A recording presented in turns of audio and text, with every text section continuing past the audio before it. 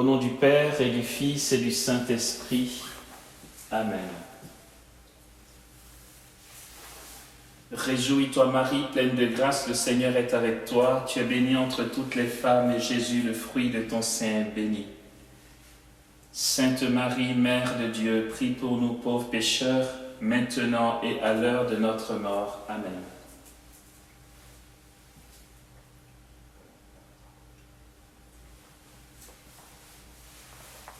Réjouis-toi Marie, pleine de grâce, le Seigneur est avec toi. Tu es bénie entre toutes les femmes, et Jésus, le fruit de ton sein, est béni. Sainte Marie, Mère de Dieu, prie pour nous pauvres pécheurs, maintenant et à l'heure de notre mort. Amen. Réjouis-toi Marie, pleine de grâce, le Seigneur est avec toi. Tu es bénie entre toutes les femmes, et Jésus, le fruit de ton sein, est béni. Sainte Marie, Mère de Dieu, prie pour nous pauvres pécheurs, maintenant et à l'heure de notre mort. Amen. Réjouis-toi Marie, pleine de grâce, le Seigneur est avec toi. Tu es bénie entre toutes les femmes, et Jésus, le fruit de ton sein, est béni. Sainte Marie, Mère de Dieu, prie pour nous pauvres pécheurs, maintenant et à l'heure de notre mort. Amen. Que toute la gloire soit rendue au Père et au Fils et au Saint-Esprit, comme il était au commencement, maintenant et toujours, et dans les siècles des siècles. Amen. Salut Reine, Mère de miséricorde, notre vie, notre joie, notre espérance, salut. Enfants d'Ève exilés, nous crions vers toi. Vers toi nous soupirons, gémissant et pleurant dans cette vallée de larmes. Ô toi, notre avocate, tourne donc vers nous ton regard de miséricorde. Et après cet exil, montre-nous Jésus, le fruit béni de ton sein, ô clémente, ô tendre, ô douce Vierge Marie. Amen.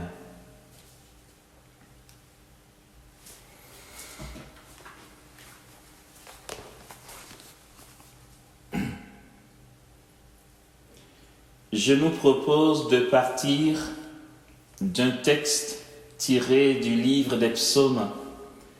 C'est le psaume 45, selon la traduction de la Bible de Jérusalem, ou 44 pour d'autres traductions. Le Seigneur nous dit ceci dans sa parole. Mon cœur a frémi de paroles belles. Je dis mon œuvre pour un roi. Ma langue est le roseau d'un scribe agile. Tu es beau, le plus beau des enfants des hommes. La grâce est répandue sur tes lèvres. Aussi tu es béni de Dieu à jamais. Ceins ton épée sur ta cuisse vaillant. Dans le faste et l'éclat va chevauche.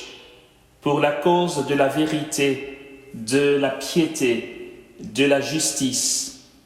Tends la corde sur l'arc, il rend terrible ta droite. Tes flèches sont aiguës, voici les peuples sous toi.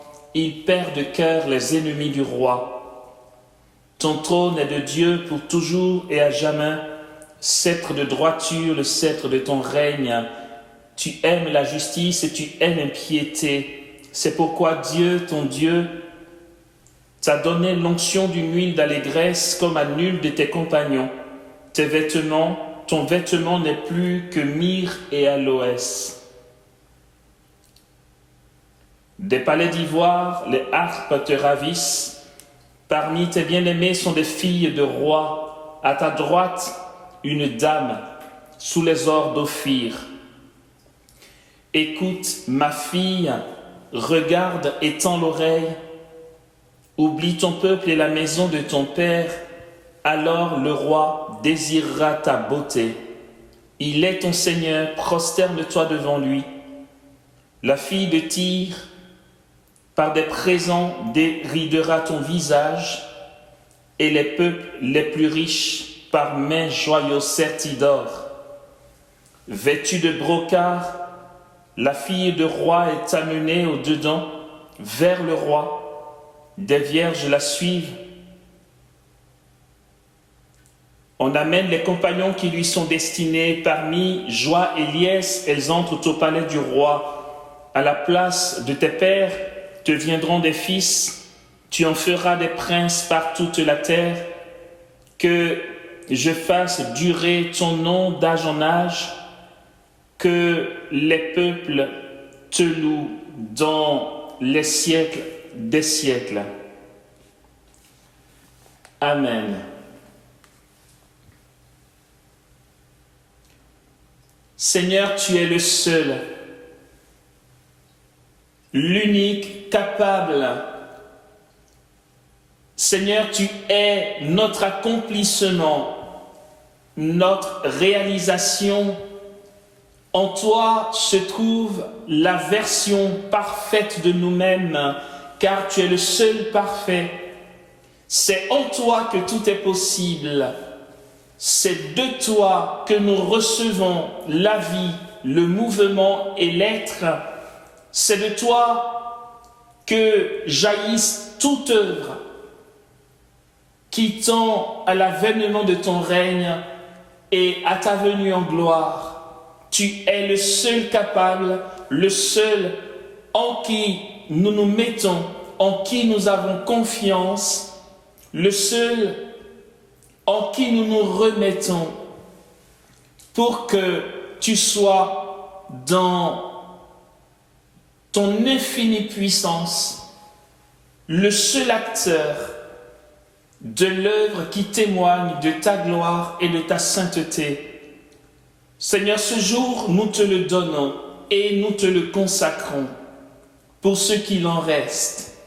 Ce moment, nous le faisons basculer en toi. Seigneur, nous plongeons dans ta présence et nous plongeons ce moment en toi, dans ta grâce et dans ta gloire. Que cette parole te soit donnée, qu'elle te soit offerte, qu'elle te soit consacrée, que ce que nous allons entendre maintenant, partager maintenant, soit mu par le mouvement du Saint-Esprit, par sa célébration, par son jaillissement, par son infinie puissance, lui qui déploie en nous la grâce de la sainteté, car il achève dans l'Église toute sanctification. Bénis chacun de mes frères et sœurs avec moi ici. Bénis chacun d'entre nous, chacun de nos cœurs, chacune de nos vies, ce que nous portons, ce que nous t'apportons, ce que nous te livrons de nous-mêmes et ce que nous avons peur de te dire, de te livrer, de t'exposer. Que tout soit sous ton contrôle, sous ton autorité. Avec Marie, notre mère, que nous accueillons, le cœur grand ouvert. Nous te demandons de manifester au milieu de nous ce soir, selon ton cœur, l'abondance de ta grâce, l'abondance de tes bénédictions. Seigneur, gloire à toi et puissance à ton nom.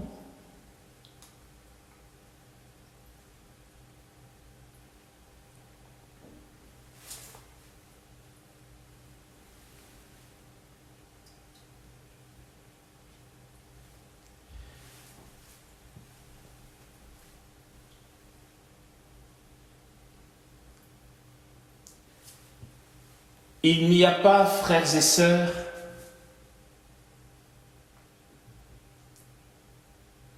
de réelle croissance dans la connaissance du Christ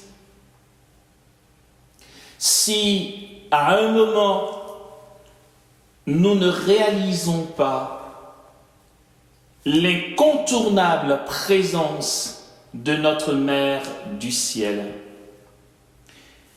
Aussi, autant le salut est une grâce, autant le salut est une initiative divine, don de Dieu, autant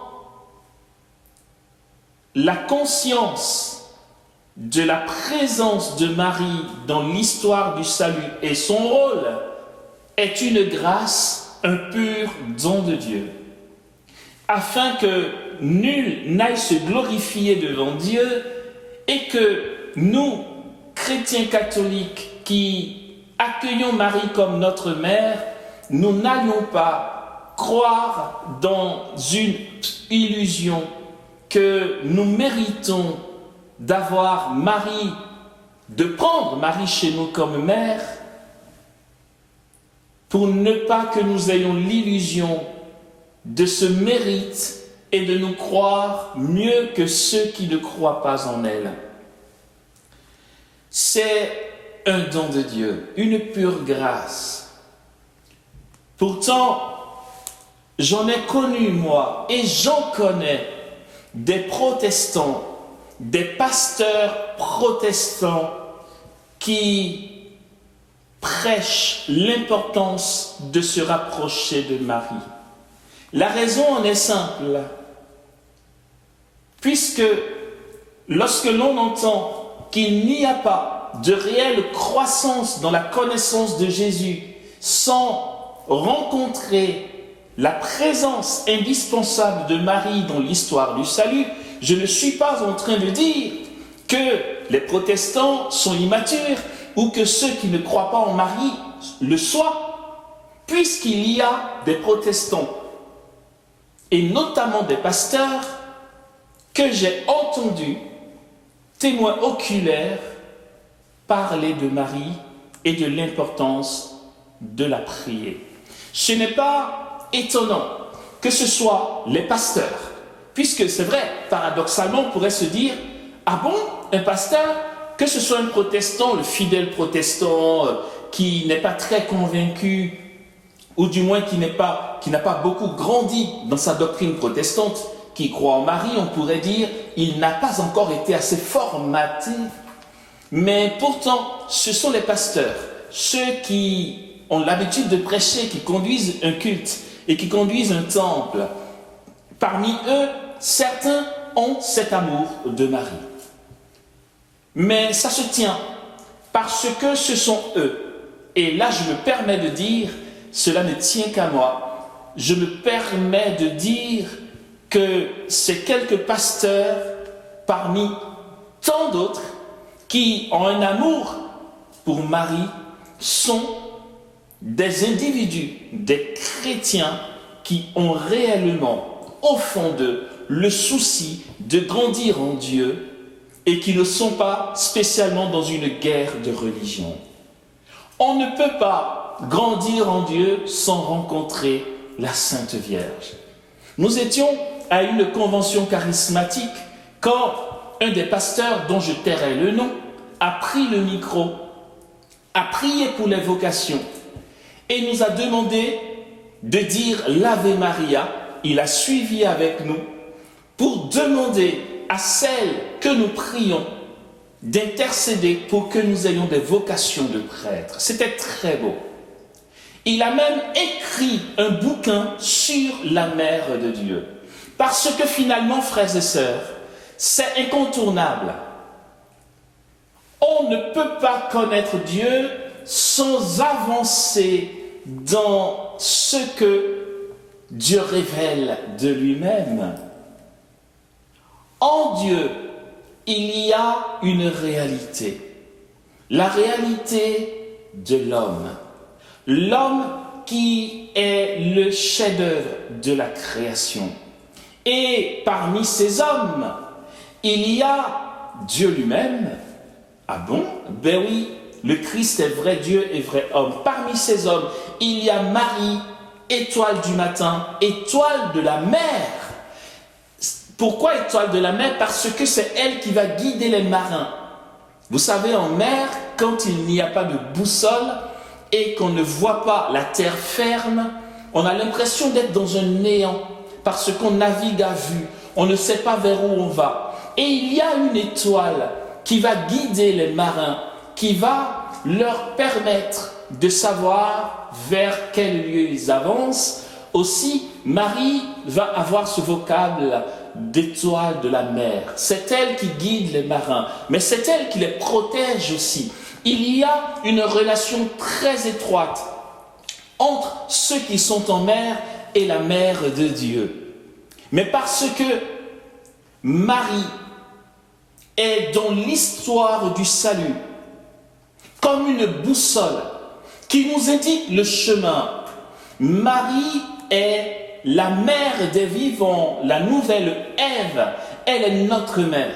Pourtant, Marie n'aurait pas eu à être notre mère si elle n'était pas d'abord la mère de Dieu. Étant la mère de Dieu, elle a le potentiel, elle a en elle les germes.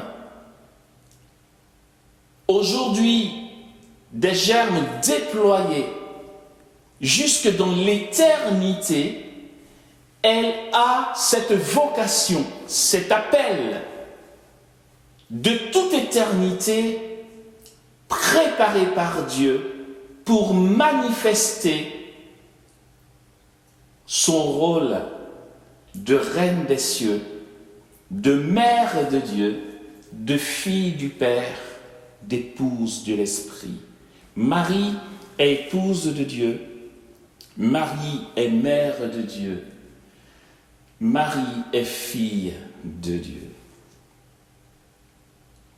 Et c'est d'elle que nous parlons ce soir. Ok, nous nous embarquons dans quelque chose d'incroyable. J'avoue que c'est provoquant. Certains auraient dit, ça ne suffit pas qu'il nous parle de la prière à Marie ou encore de la prière de Marie, les deux existent. Faut-il encore qu'on nous parle d'union mystique à Marie? Est-ce que ça ne fait pas trop? Est-ce que ce n'est pas de l'idolâtrie? Est-ce que ça n'est pas de la mariolatrie? Est-ce que ce n'est pas une exagération?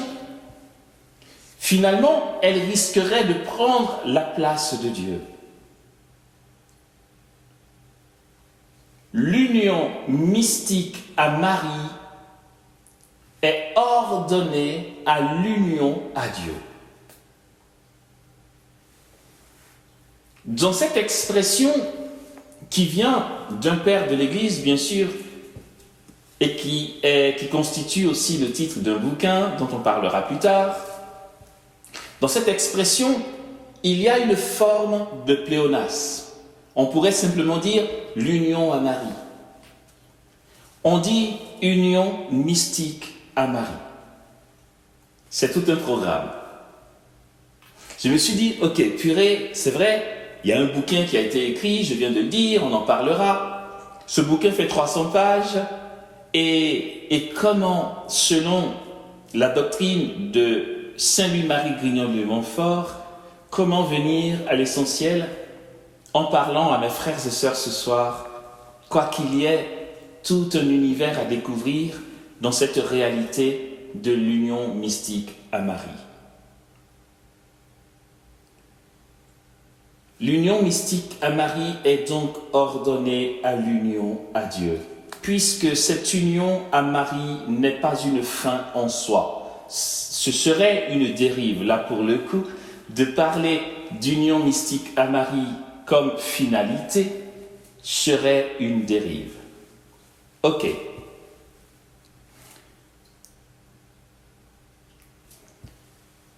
Le saint de Montfort dira ceci. Et c'est beau. Si, dans sa première venue, le Seigneur de gloire a voulu garder sa mère discrète et nous comprendrons le comment du pourquoi. Pour sa seconde venue, donc la parousie, d'après le saint de Montfort, je le rappelle, dans sa seconde venue, Dieu veut manifester d'une manière spectaculaire le rôle de sa mère dans l'histoire du salut. Aussi va-t-il dire, Marie se manifestera de manière inhabituelle lorsque nous serons dans les temps de la fin. Elle est au cœur du mystère du salut. L'économie du salut inclut d'une manière étroite la présence maternelle de Marie. Au cœur de la Trinité, il y a ce dessein d'amour de Dieu qui est de manifester le rôle de la reine. Dieu a-t-il besoin d'une reine quand il se suffit en lui-même et que dans le ciel, il est le roi?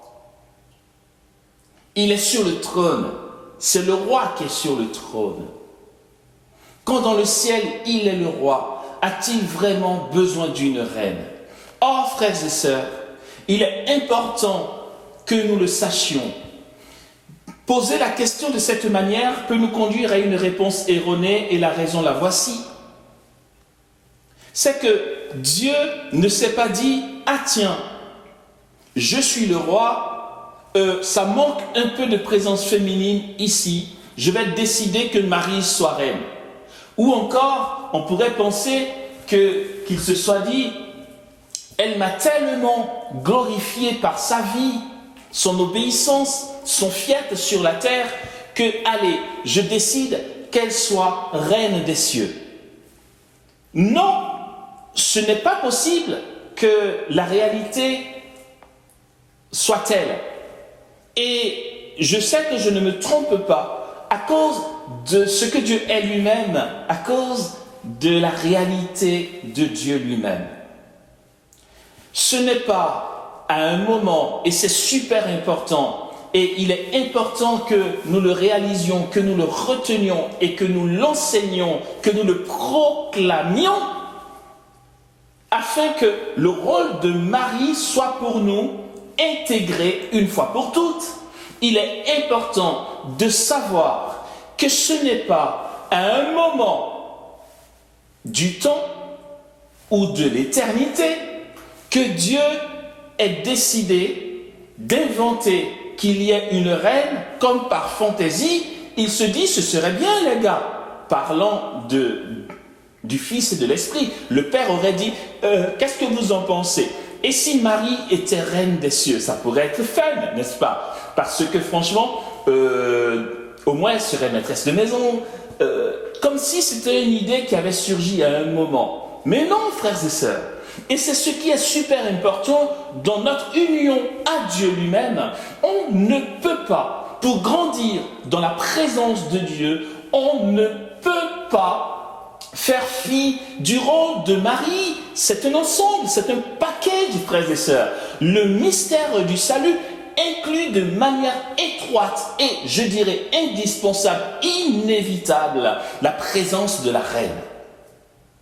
Pourquoi ce n'est pas une idée nouvelle de Dieu? Parce qu'en Dieu, il n'y a pas d'idée nouvelle. Non. Non. Je tiens de Saint Augustin qui dit que s'il y avait une nouveauté en Dieu, il ne serait plus Dieu. D'accord? En Dieu, il n'y a pas d'idée nouvelle. Tout ce que Dieu fait dans l'économie du salut, en tout cas, tout ce qu'il fait est phénomène. Tout ce que Dieu manifeste est phénomène. C'est-à-dire, quand on dit phénomène, c'est faire voir quelque chose, manifester quelque chose. Mais pour que ce soit un phénomène, il faut que cette réalité existe déjà. Et qu'à un moment, Dieu décide de la manifester. Phénomène. Faire voir ce qu'on ne voyait pas. Phanorasis en grec, phénomène. La royauté de Marie, en tant que reine des cieux, est un phénomène, est une réalité qui existait en Dieu depuis toujours. Redisons-le nous, redisons ça d'une autre manière, frères et sœurs. En fait, Marie, reine des cieux, a toujours été reine des cieux dans l'éternité de Dieu. Quand Dieu voyait Marie, cette petite fille de Nazareth, il voyait la reine des cieux. Il voyait la reine immaculée de l'univers. Et lorsque l'ange Gabriel vient, il se prosterne avec révérence, avec respect, parce qu'il sait qui est cette femme, tabernacle, préparée par Dieu, disposée par lui pour être une mère de Dieu. Préparée pour porter celui qui a la plénitude. Non pas porter Dieu dans une version atténuée de Dieu. Il la salue avec révérence, respect et prosternation parce qu'il est devant la reine des cieux, quoiqu'elle ait eu 15 ans au moment de l'annonciation. L'ange se prosterne parce qu'il était devant le trône divin. Elle a porté en elle celui qui porte tout. Elle a porté en son sein celui que l'univers entier ne peut contenir.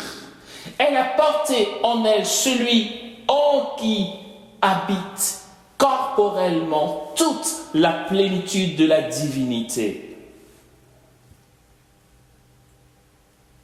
Sans aucun déclin, avec tout son éclat, dans cet ordinaire de la vie, et Thérèse de Lisieux dira, Seigneur, c'est dans l'ordinaire de ma vie que je découvre l'extraordinaire de ta vie.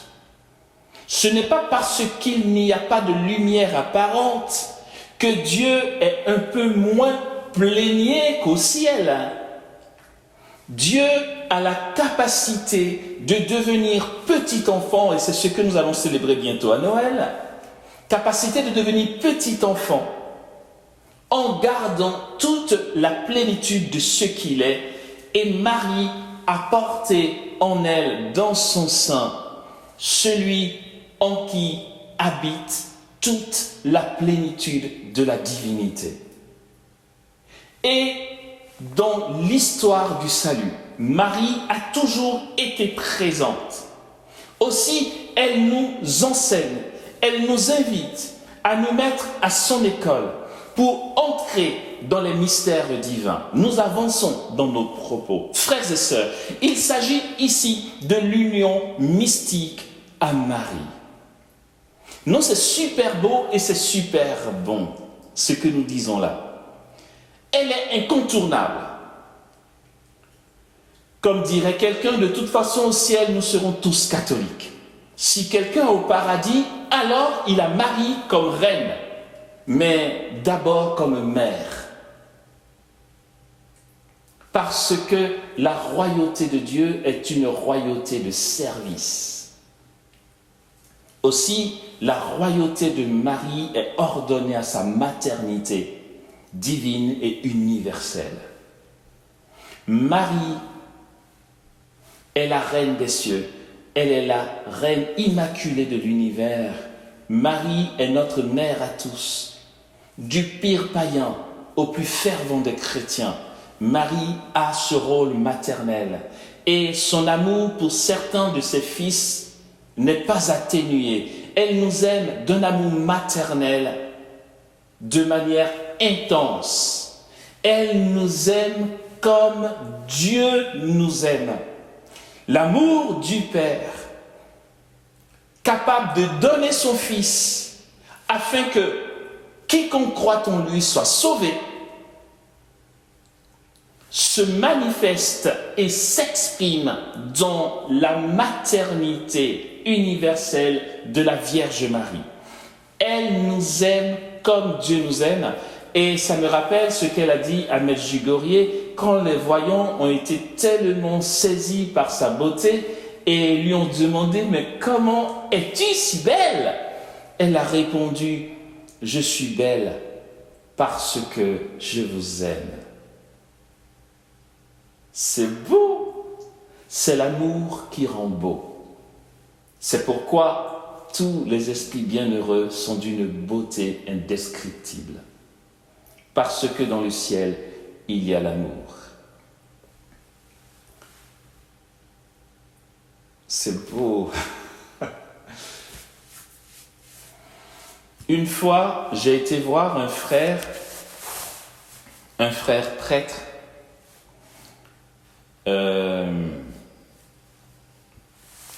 lui faire un coucou parce que, enfin pour lui faire un coucou quoi. Je suis passé le voir fraternellement pour alimenter la communion entre nous.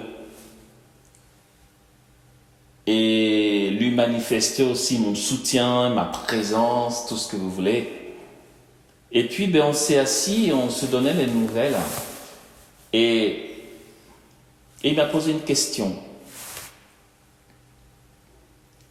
Il a dit « Écoute, Amos, là, pour une fois que tous les deux, on n'est pas en train de courir, on a un peu de temps pour nous. On était dans un parc. Il m'a dit « Parle-moi de ton parcours. » À quoi bon, enfin, je dis, s'il y a quelque chose d'intéressant, à la rigueur, ça vaut le coup. Je lui ai dit, d'accord, qu'est-ce que tu veux savoir? Il m'a juste dit,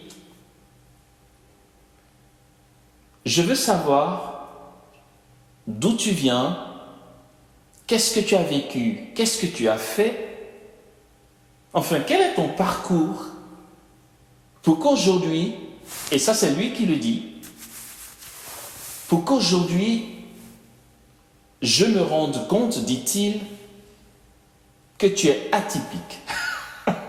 Merci pour l'information.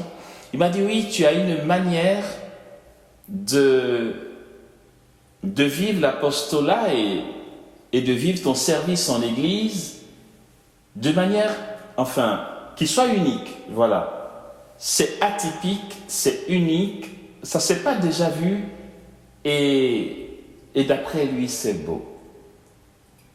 Je lui ai dit merci pour l'information et merci aussi pour ce bel encouragement. Il m'a dit, dis-moi, ok, je lui ai raconté certaines choses dont je ne parlerai pas ici, mais pour tout dire, entre autres, bien sûr, je lui ai répondu ceci. Je dois, ce qu'on peut constater de moi, à l'exception de tout ce qui est puant et noirceur, bien sûr, heureusement que ça ne vous regarde pas et que le prêtre, il sait très bien dans la confession. Je dois ma pauvre personne à l'Immaculée. Je lui rends grâce à Marie pour ce jour où elle a tout déjoué dans mon fonctionnement.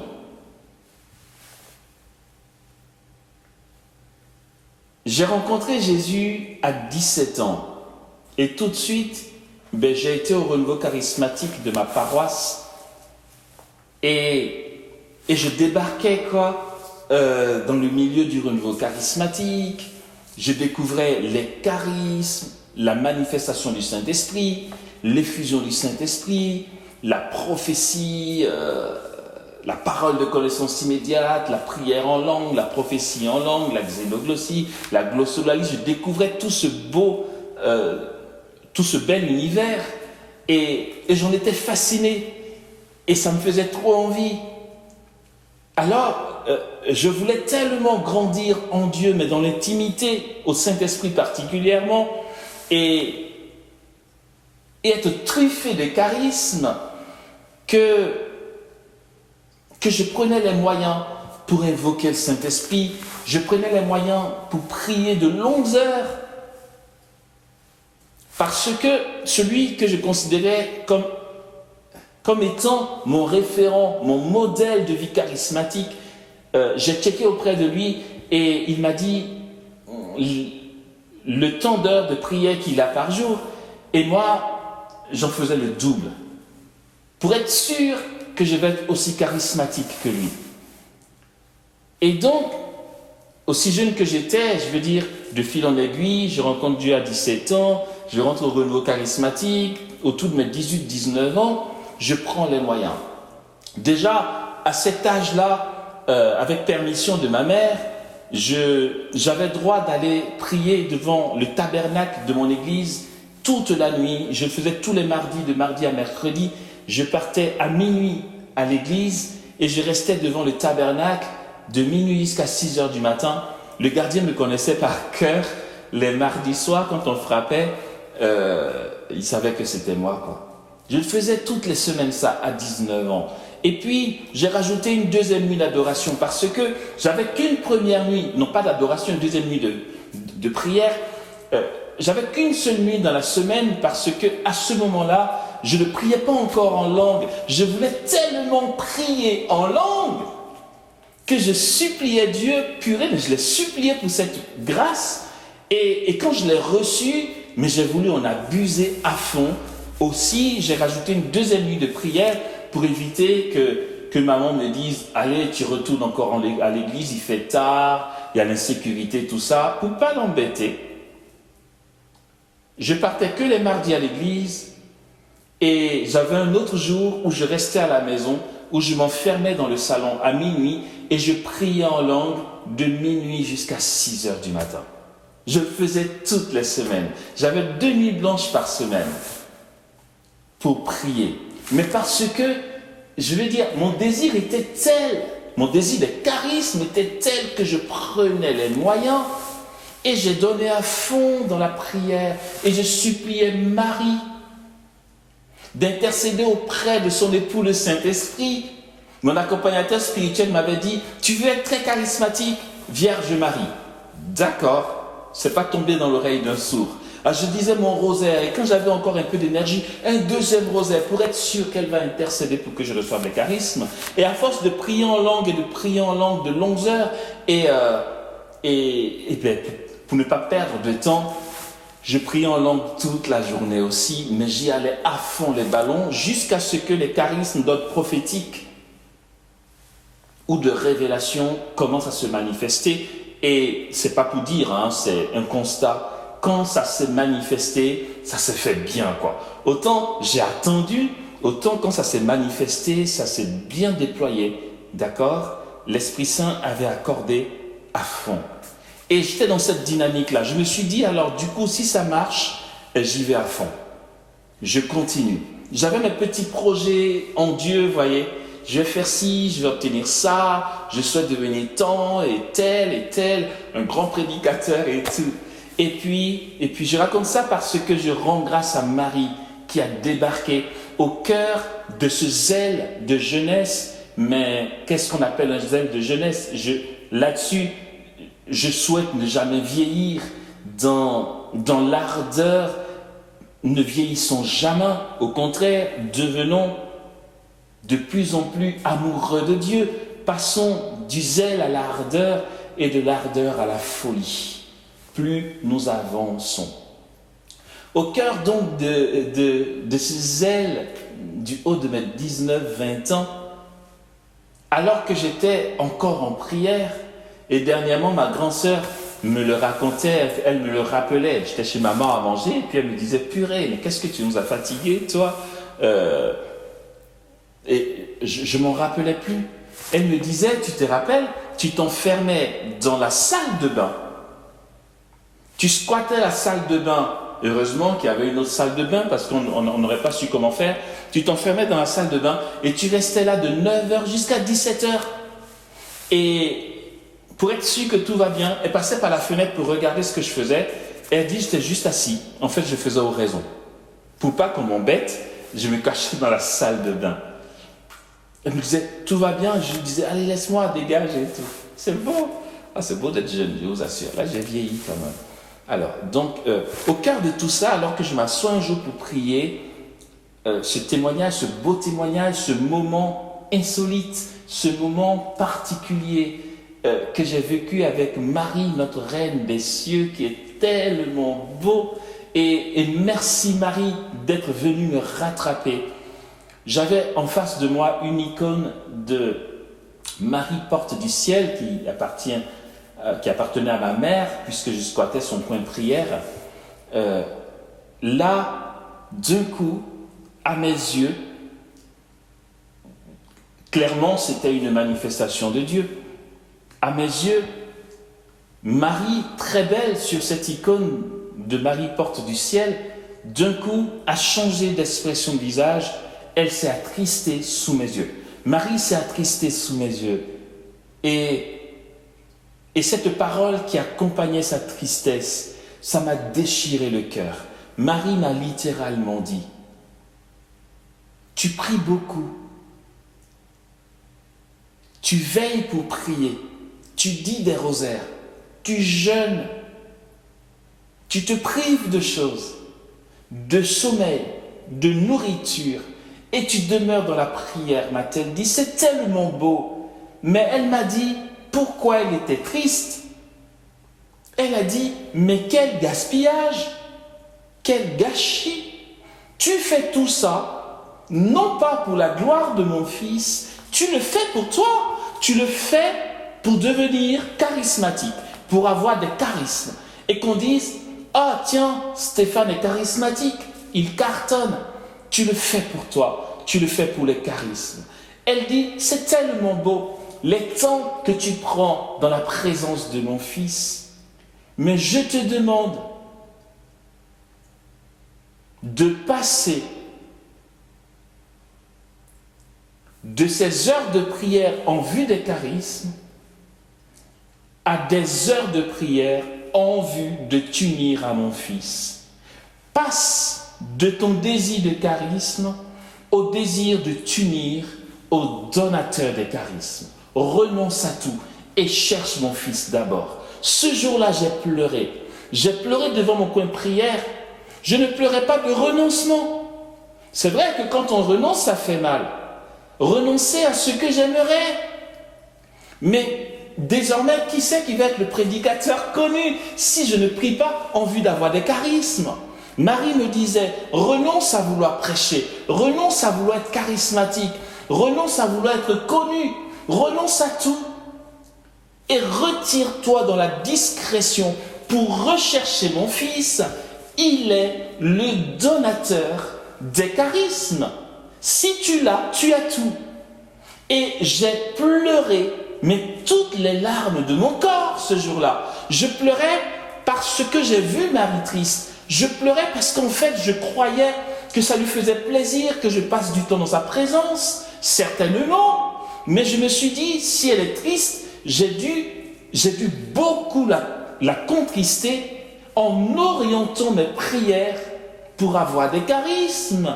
Parce que je faisais des rosaires en disant, Marie, ce rosaire, c'est pour que l'Esprit Saint m'accorde telle grâce. Et je pleurais.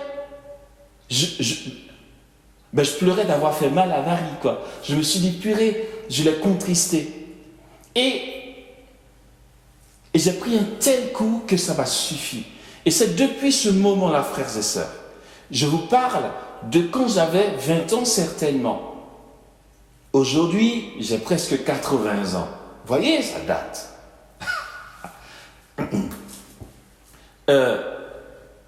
Depuis ce moment-là, et ça coïncidait avec la retraite qui venait d'être proposée par la communauté des béatitudes, retraite de consécration à Marie, de la communion Marie-Reine de la paix. Ça venait à peine de sortir.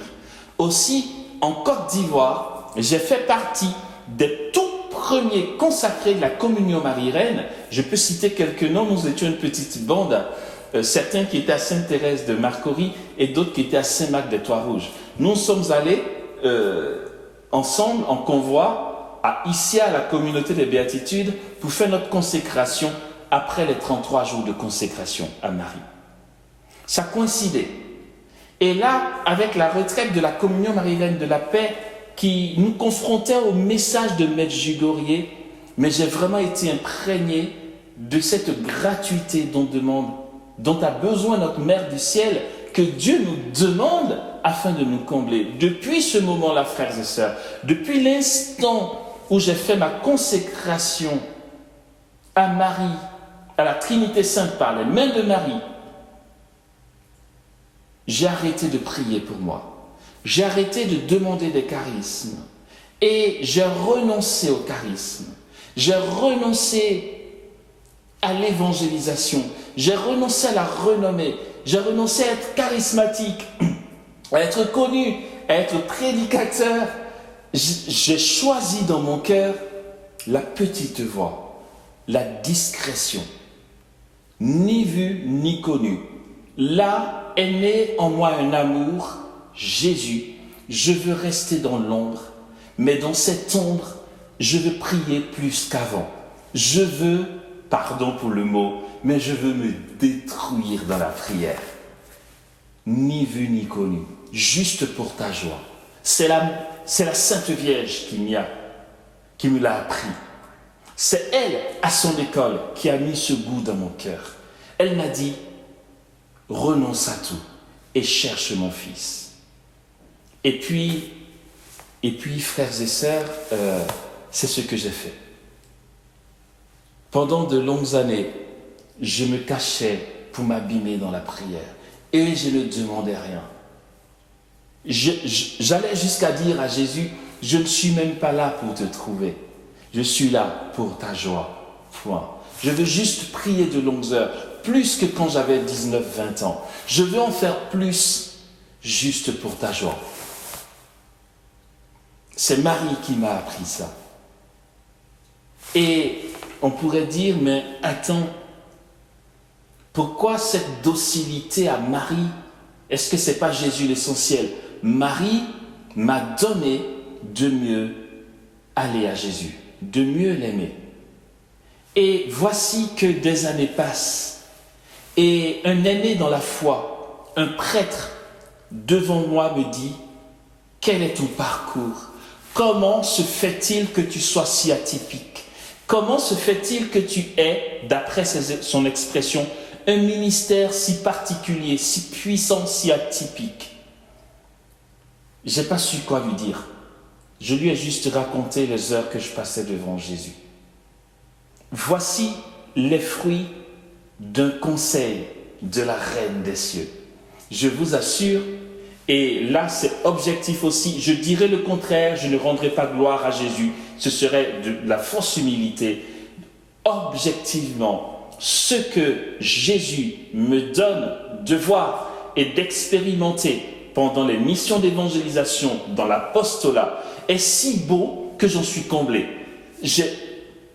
Après, je ne sais pas comment ça se passe ailleurs, mais bon, bien sûr, humainement parlant, je sais ce que c'est que d'envier l'autre, de vouloir l'autre ou de convoiter ce qu'il a ou ce qu'il vit.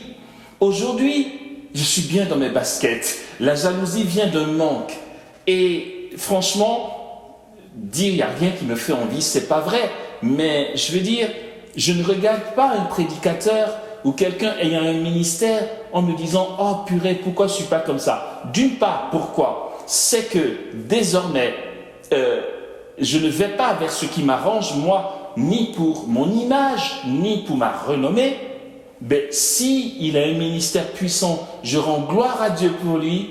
Et d'autre part, pourquoi? C'est qu'en fait, je me rends compte que ce que Jésus manifeste dans ma pauvre personne aujourd'hui comme charisme est bien au-delà que ce que j'allais certainement demander, puisque je sais ce à quoi j'aspirais. Mais ça n'a rien à voir. C'est bien au-delà. Je suis comblé au-delà de mon espérance, sans avoir rien demandé. Quand tu laisses, Dieu te redonne. Quand tu renonces, il te redonne. Mais tu ne renonces pas pour qu'il te donne. Tu renonces vraiment. J'avais laissé tomber, frères et sœurs. Et à ce carrefour-là, c'est la mère de Dieu qui était là, qui m'a coaché, qui m'a appris, qui m'a murmuré à l'oreille le chemin étroit de la pauvreté, de la petitesse. Et dans tout ce que Dieu manifeste pour nous et à travers nous, notamment à travers moi, il y a cette parole de Marie qui m'accompagne. Je le citerai toujours, et si ça peut nous aider nous autres, prenons-le pour nous. Marie dit à Medjugorje, et ça je l'ai gardé pour moi: chers enfants, faites les choses comme si vous ne les faisiez pas. Alors il est hors de question de dire « Waouh, j'ai été en mission, Jésus a fait ci, il a fait ça, alors maintenant il va falloir que j'ai une tenue vestimentaire différente, une alimentation différente, que les gens me saluent pas comme tout le monde, parce que je suis quand même quelqu'un, voici telle grâce que Dieu aurait opérée et tout. » Ça, pardon de le dire comme ça, mais ça contriste vraiment le cœur de Marie. Elle nous invite à son école. Et ok, je vais aller vers la fin. C'était censé être court. Frères et sœurs, en fait, c'est quoi? Oh purée, c'est tellement beau, c'est puissant. C'est quoi cette union mystique à Marie? En quoi consiste-t-elle? J'ai pas arrêté de dire que de manière indispensable, nous croiserons Marie tant que nous avons à cœur de grandir dans l'union à Dieu. Il n'y a pas d'âme soucieuse de grandir dans la connaissance de Dieu qui n'aime pas Marie à un moment. Je vais me risquer de dire que si certains prétendent dire qu'à aucun moment ils n'ont pris conscience du rôle de Marie, là, je me risque de dire, et je parle pour moi, alors vous vous prêchez vous-même, ou vous soignez votre propre image. Vous faites peut-être de l'apostolat un business. Ça ne va pas beaucoup bien loin. Mais si réellement c'est l'amour de Jésus qui nous saisit, on rencontre Marie forcément. Frère Roger, qui a fondé Thésée, ceux qui sont en France et qui ont été à Thésée ont vu. Frère Roger, qui est mort maintenant, était pasteur protestant. Il a fondé Thésée, un endroit, un grand temple avec des habitations. Il accueillait des étudiants qui venaient, des personnes de la rue, des moines aussi, des religieux, des religieuses, des protestants, des pasteurs. Il accueillait tout le monde, c'était œcuménique. Il a fondé cet endroit Thésée avec un grand temple où en fait, il y a de la louange et on n'aborde pas les sujets qui fâchent. Tu viens, tu allumes une bougie, tu t'assois et tu te mets dans la présence de Dieu. Frère Roger, c'est incontournable du milieu protestant français. Est mort comment? Il est mort poignardé. C'est vrai que c'est tragique. Pardon, c'est un peu glauque de m'entendre dire ça. Pardon, mais j'ai trouvé ça tellement beau, sa mort. La mort s'arrête, c'est horrible. Oui, c'est vrai que c'est choquant, c'est clair. Mais dans la dynamique du royaume, j'ai trouvé ça trop beau. Il a été poignardé par une personne de la rue, une jeune dame qui vivait dans la rue.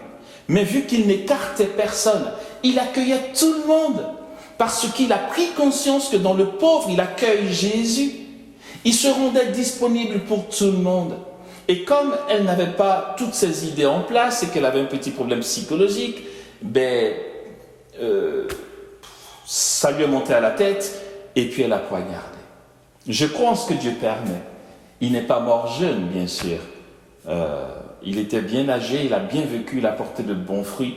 Mais vous savez quoi? Frère Roger, pasteur protestant qui a fondé Thésée, c'était quoi son activité favorite? Non mais c'est génial, son activité favorite c'était quoi? Puisque à cause de son âge, il bougeait plus beaucoup, il intervenait très peu, il faisait intervenir les autres pasteurs qui étaient encore dans la fleur de l'âge. Il était en général retiré dans ses appartements où il faisait l'écoute, il priait pour les gens, mais un petit rythme, vous voyez, parce qu'il avait pris de l'âge.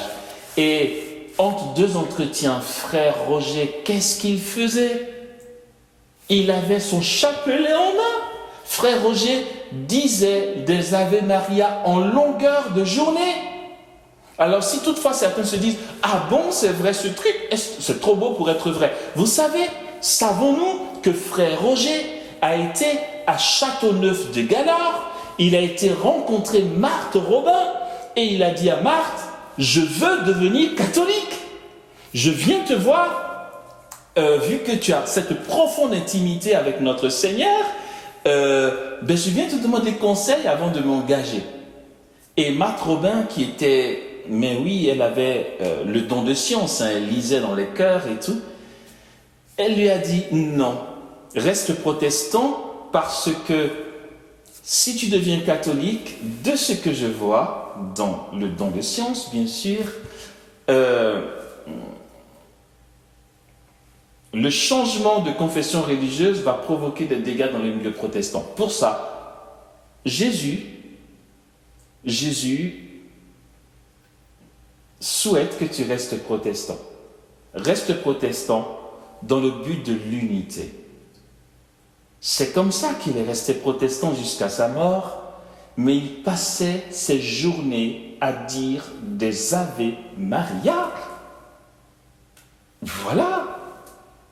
On ne peut pas ne pas rencontrer la présence de Marie tant que nous sommes réellement en quête de Dieu et non pas en quête de notre réalisation sur cette terre, notre renommée, notre m'as-tu vu, etc.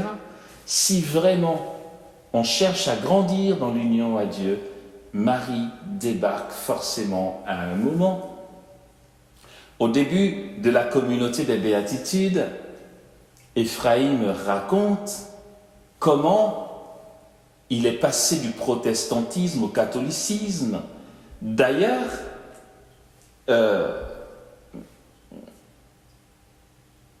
il avait lui aussi posé la question à Marthe Robin et elle lui avait dit « Toi, oui, tu peux devenir catholique, le Seigneur t'y attend. Frère Roger, non, tu restes là-bas, Jésus te préfère là-bas, dans le sens de l'unité. » Et donc, dans son parcours vers le catholicisme, il a rencontré Marie à un moment. On ne peut pas ne pas la rencontrer. Elle est au cœur du mystère du salut.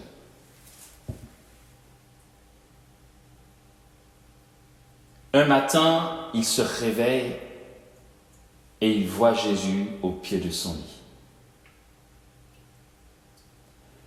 À côté de Jésus, il y a une dame. Voyez comment on se croit plus royaliste que le roi. Tu vois Jésus, près de lui, il y a une dame. Tout ton entendement se met en route et tu te dis, non, je ne la regarde pas. Elle a toujours été une déesse, cette dame. Mais si c'est une déesse, qu'est-ce qu'elle fait près de Jésus? C'est une concurrence de divinité ou quoi? Un vieux réflexe protestant, lui, qui l'empêche de regarder à côté de Jésus. Il dit que cette présence de Jésus était si belle, si fascinante, qu'il a gardé les yeux sur lui. Et il le contemplait tellement que Jésus a fait ce geste. Il a dirigé sa main à côté et ses yeux ont suivi la main de Jésus jusqu'à se poser sur la dame à côté de lui. Et Jésus lui a dit, c'est ma mère. Ça a été sa rencontre avec Marie puisqu'il dira, il en témoigne dans les pluies de l'arrière-saison qui parle des débuts de la communauté des béatitudes. Il dit que depuis ce moment-là, cette douceur, parce qu'il est reparti dans le sommeil après, et il dit, j'ai dormi avec une douceur maternelle jusqu'à mon réveil, et il dit, depuis ce jour-là, cette présence maternelle, cette douceur de Marie ne m'a plus jamais quitté.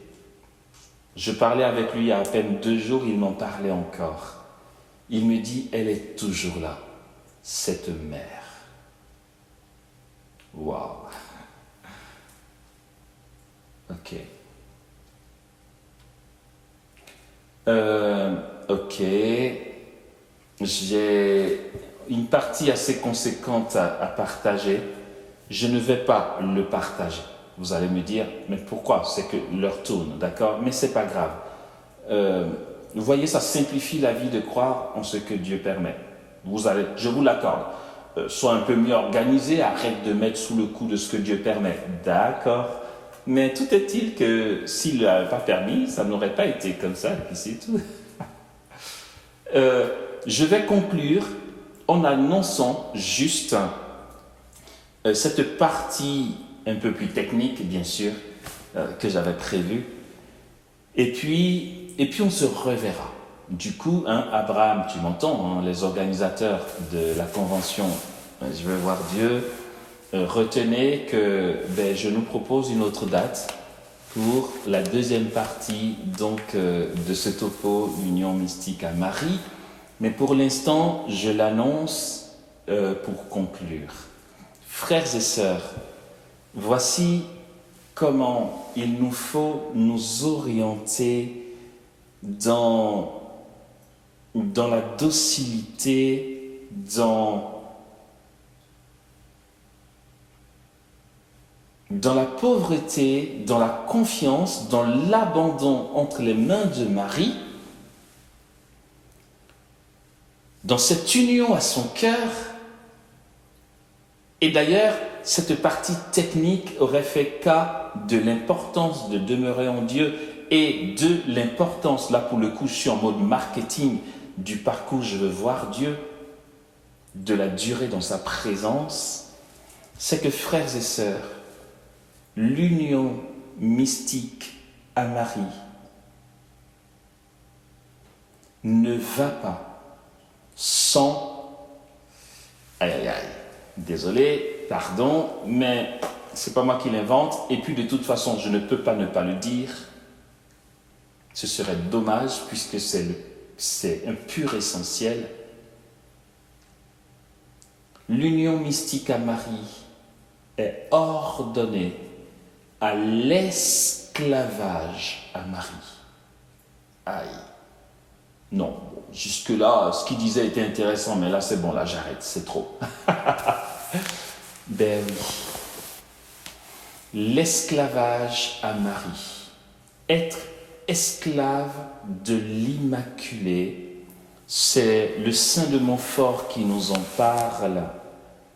L'union mystique à Marie suppose l'esclavage d'amour entre les mains de l'Immaculée. Je ne parle pas de serviteur. Un serviteur a 7 ans de congé. Il a ses ayants droit. Il a son mot à dire en ce qui concerne l'organisation de son temps. C'est basé sur un contrat de départ. L'esclave, non. L'esclave appartient à son maître. L'esclave n'a pas de congé. L'esclave, c'est l'esclave. Pardon, je vais aller très loin, mais quand tu as un esclave chez toi, c'est comme si tu avais un animal de compagnie. L'animal de compagnie n'a pas de congé. C'est violent. Mais cet esclavage à Marie est une invitation à aller à son école. L'union mystique à Marie, c'est se mettre à l'école de la Vierge Marie. Saint Louis-Marie Grignon de Montfort parle de l'esclavage à l'Immaculée. Vous entendrez certainement, parce qu'on attend toujours la permission, mais si toutefois cette permission est donnée, vous entendrez parler d'un bouquin appelé l'Union mystique à Marie. Allons-y creuser ce que dit le Saint de Montfort concernant l'esclavage d'amour entre les mains de l'Immaculée, devenir esclave de Marie.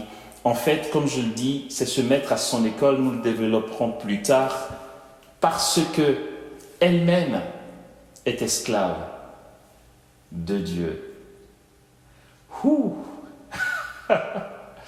C'est l'esclavage d'amour.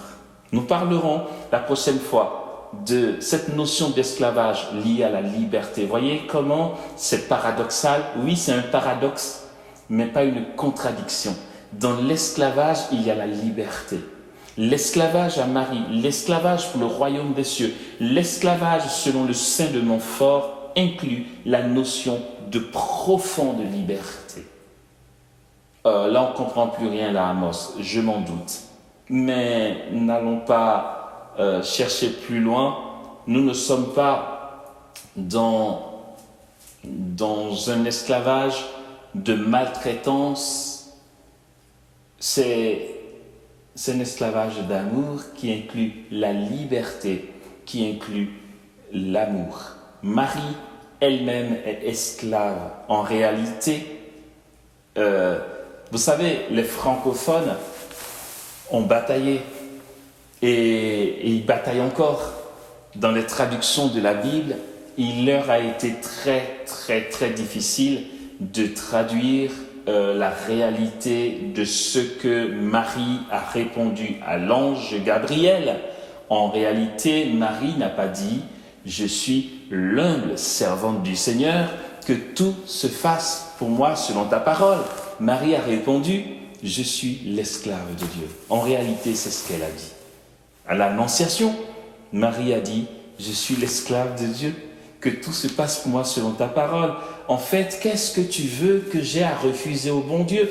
Qu'est-ce que j'ai à dire quand je suis son esclave? Non pas parce que Dieu est un tyran, non pas parce qu'elle est en servitude, mais parce qu'elle ne vit que pour lui. C'est la notion du Dieu unique, du Dieu seul, de Dieu seul. Qu'est-ce que nous croyons quand Thérèse d'Avila nous fait savoir que Dieu seul suffit? Qu'est-ce que ça veut dire? Ça veut dire qu'il n'y a que lui. Dieu seul. Et qu'est-ce que tu veux d'autre? En gros, Marie aurait pu dire à l'ange Gabriel, mais qu'est-ce que tu as à attendre une réponse? Qu'est-ce que j'ai d'autre? Puisqu'il n'y a que Dieu, lui seul suffit. Je ne vais pas me risquer de me couper de lui en disant non. Bien sûr qu'on est libre de dire non. Et dire non, c'est pas se couper de Dieu, elle est libre. Dieu la bénirait toujours. Mais l'esclave ne voit pas les choses de cette manière. Il n'y a que son maître. Le psaume dit, comme les yeux de l'esclave vers leur maître, nos mains sont tendues vers toi, ô Seigneur. Voilà, il n'y a que toi. Ben, où aller? Et c'est pour ça que cette parole de Pierre est si profonde et retentissante lorsqu'il dit « Seigneur, à qui irions-nous? Où veux-tu qu'on aille? C'est toi qui as les paroles de la vie éternelle. » On n'a pas de plan B. Et Marie n'avait pas de plan B. Elle dit à l'ange Gabriel « Mais arrête, d'où tu attends de moi une réponse? Elle est évidente, ma réponse. Je suis l'esclave de Dieu, que tout se passe pour moi selon ta parole. » Alors l'ange la quitte. Elle a vécu, désolé pour ce langage, peut-être nouveau pour certains, Marie a vécu toute la terre en esclave de Dieu. Entendons, Marie a vécu toute sa vie sur la terre à ne faire que la volonté de Dieu. Elle ne s'est pas permise de plan B. Or, Elle est l'Immaculée. Elle n'avait pas de tendance au péché. Est-ce que être immaculé, c'est être esclave, conditionné? Ce n'est pas une tyrannie. Et c'est ce que nous développerons plus tard. C'est parce que l'esclavage implique une profonde liberté. Puisque ce qui nous sort de la liberté réelle, c'est le péché originel. Marie n'y était pas confrontée. Elle était libre justement du péché. C'est pour ça qu'elle a été libre d'être esclave.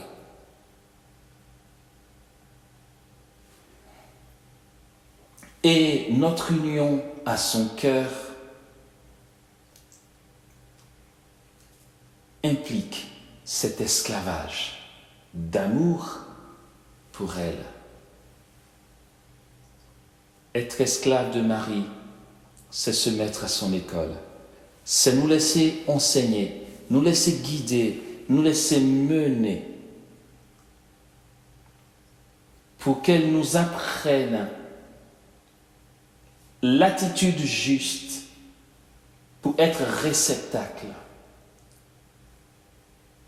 pour être des canaux,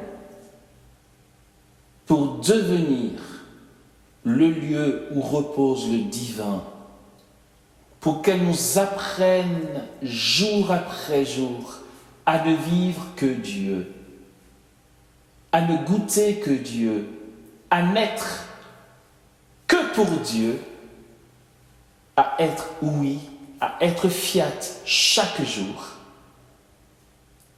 Et si nous sommes unis à celle qui est l'Immaculée, qui nous a ouvert le chemin de l'amour, dans l'abandon, la docilité, la souffrance, l'union, l'intensité et l'union de volonté, alors nous connaîtrons l'union mystique avec Jésus par l'union mystique à Marie. Amen.